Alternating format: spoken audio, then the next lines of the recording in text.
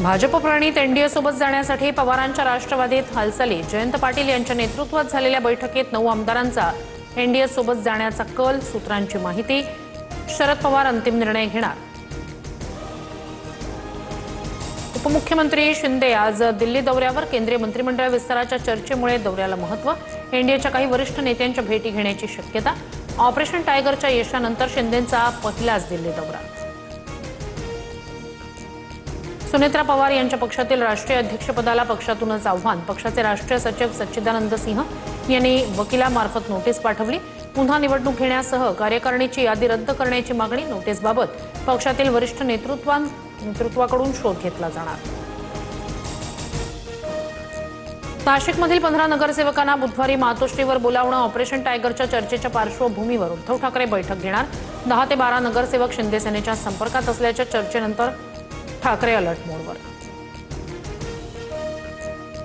पुण्यात उद्यापासून पुन्हा पाणी कपात। दिवसाआड पाणी पुरवठा केला जाणार। महापालिका आयुक्त नवल किशोर राम यांची माहिती। धरणांमध्ये उपलब्ध पाणी साठ्याचं नियोजन करण्यासाठी निर्णय।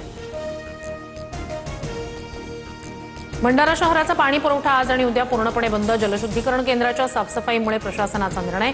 पाणी जपून वापरण्याचं नागरिकांना आवाहन। धाराशिवच्या भूममधील दूध भेसळ प्रकरणात धक्कादायक खुलासा। 6 महिन्यात 23,04,70,000 लिटर भेसळयुक्त दुधाची विक्री झाल्याचा संशय। 100 लिटर शुद्ध दुधात 10 लिटर कृत्रिम दूध मिसळल्याचं उघड। नागपूरमधील 3 हॉटेल्सवर एफडीएची कारवाई। परवाने तात्पुरते निलंबित। नोंदणी प्रमाणपत्र न लावणं, किचनमध्ये अस्वच्छता, माशांचा प्रादुर्भाव आणि कर्मचाऱ्यांकडे टोपी ॲप्रन नसल्याचं उघड।